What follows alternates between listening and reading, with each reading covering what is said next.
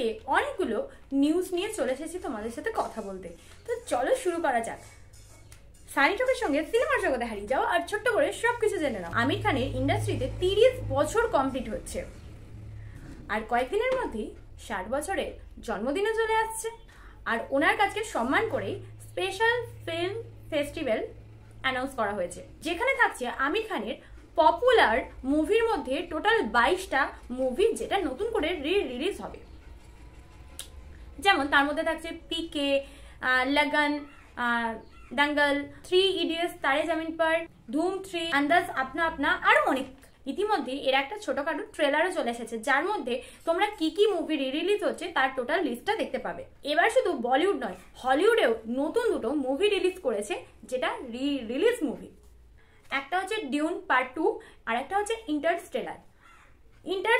এই নিয়ে দুবার রিলিজ হলো। এবার আসি একটু সাউথ মুভিও রিলিজ হতে চলেছে। মারাঠি মুভি, যেটা 9 বছর আগে লেভেলের হিট ছিল, সেই মুভি আবার 9 বছর পরে আসতে চলেছে নতুন ভাবে থিয়েটারে, যার নাম হচ্ছে সৈরাত।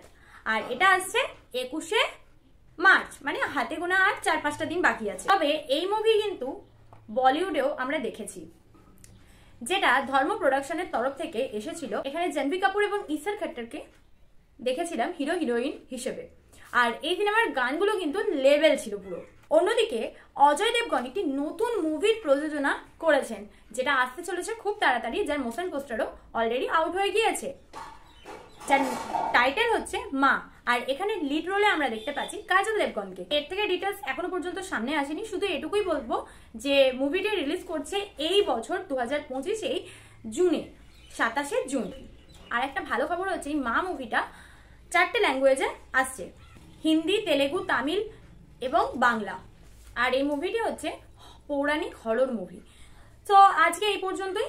নেক্সট প্রচুর আপডেট নিয়ে আসবো খুব তাড়াতাড়ি, যার জন্য তোমাদের চট করে চ্যানেলটি সাবস্ক্রাইব করে আমার সঙ্গে জয়েন হয়ে যেতে হবে, যাতে সবার প্রথম তোমাদের কাছে নিউজগুলো পৌঁছয়।